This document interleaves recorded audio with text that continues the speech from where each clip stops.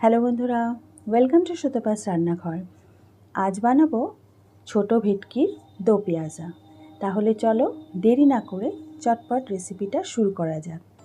তো এখানে দেখো আমি মাছ নিয়ে নিয়েছি 6টা ভেটকি মাছ, আর মাছগুলো ভালো করে ধুয়ে আমি নুন হলুদ মেখে নিয়েছি। এইগুলো দিয়েই আজকের রেসিপিটা বানাবো।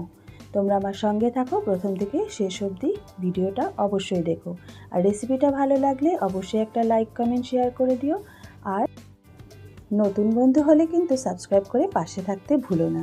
তাহলে চলো রেসিপিটা শুরু করছি। এখানে আমি একটি কড়াইতে 4 চামচ মতন সর্ষের তেল দিয়ে দিয়েছি। তেলটা একটু গরম হওয়ার পর মাছগুলো দিয়ে দিলাম। এবার মাছগুলোকে আমি একটু লাল লাল করে এপিট ওপিট ভেজে নেব। ভেটকি মাছ এমনিতেই খুব নরম হয়, খুব সাবধানে একটু লালচে করে ভেজে তুলে নেব।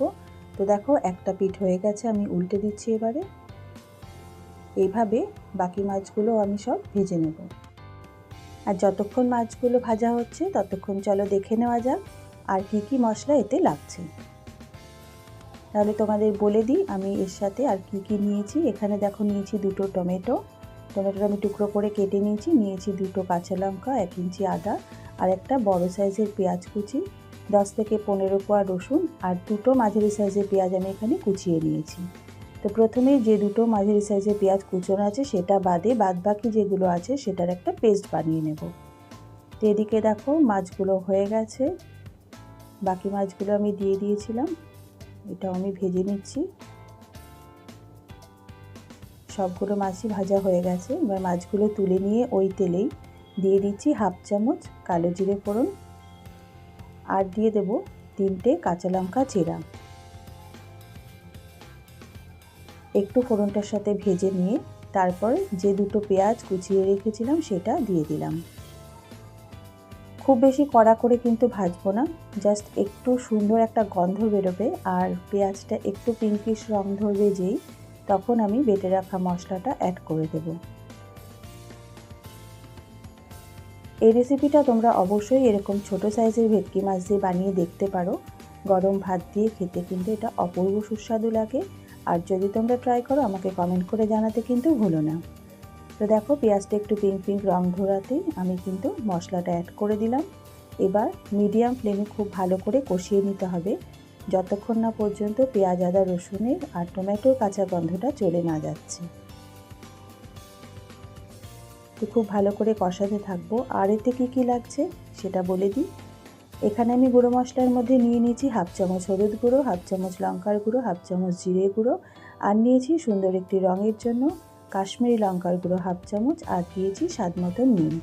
এবার সব মশলা একসাথে দিয়ে খুব ভালো করে আঁচ কমিয়ে আমি এটা কষিয়ে নেব যতক্ষণ না পর্যন্ত মশলা থেকে তেল ছাড়ছে। এই মশলাটা যত ভালো করে কষানো হবে টেস্ট কিন্তু ততই ভালো হবে। তো মশলা কষানোর সময় কিন্তু তাড়াহুড়ো করলে একদম চলবে না। তো খুব ভালো করে কষিয়ে নেওয়ার পর দেখো মশলা থেকে তেল ছেড়ে দিয়েছে। এবার আমি গ্রেভির জন্য এতে মেশাবো গরম জল। তোমরা যারা আমার রেসিপি দেখো জানো আমি গ্রেভিতে সবসময় গরম জল ইউজ করে থাকি, তাতে কিন্তু গ্রেভির টেস্ট অনেক বেশি ভালো হয়। এবার প্রয়োজন অনুযায়ী আমি দিয়ে দিচ্ছি গরম জল। তারপরে 5 মিনিট আমি এটা ফুটিয়ে নেব, তারপর আমি ভেজে রাখা মাছগুলো অ্যাড করব। এবার খুব ভালো করে নেড়ে দিলাম। এবার 5 মিনিট ঝোলটা ফুটতে দিতে হবে। তোমরা বাড়িতে অবশ্যই একবার এইভাবে ট্রাই করে দেখো, আশা করি তোমাদের সকলের ভালো লাগবে। তো দেখো 5 মিনিট ঝোলটা ফুটিয়ে নিয়েছি। এবার এতে 1/2 চামচ শাহি গরম মশলার গুঁড়ো দিয়ে দিলাম। এবার ভালো করে নেড়ে চেড়ে আমি ভেজে রাখা মাছগুলো এবার অ্যাড করে দেব। মাছগুলো দেওয়ার পরে 5-7 মিনিট আমি ঢাকা দিয়ে ফুটিয়ে নেব। তারপরে আমি আরও কয়েকটা জিনিস অ্যাড করব। সবগুলো মাছ দিয়ে দিলাম।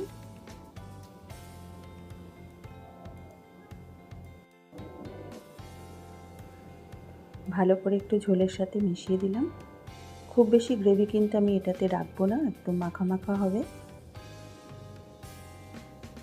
এবার একটু ঢাকা দিয়ে দেব। ঢাকা দিয়ে আরও 5-7 মিনিট আমি একটু ফুটিয়ে নেব। এবার ঢাকাটা দিয়ে দিলাম। তো 7-8 মিনিট পরে দেখো বন্ধুরা মাছের ঝোলটা কিন্তু একদম রেডি হয়ে গেছে। এবারে দিয়ে দিলাম 3-4টে কাঁচা লঙ্কা। তোমরা অবশ্যই ঝালটা তোমাদের ইচ্ছে মতন দেবে।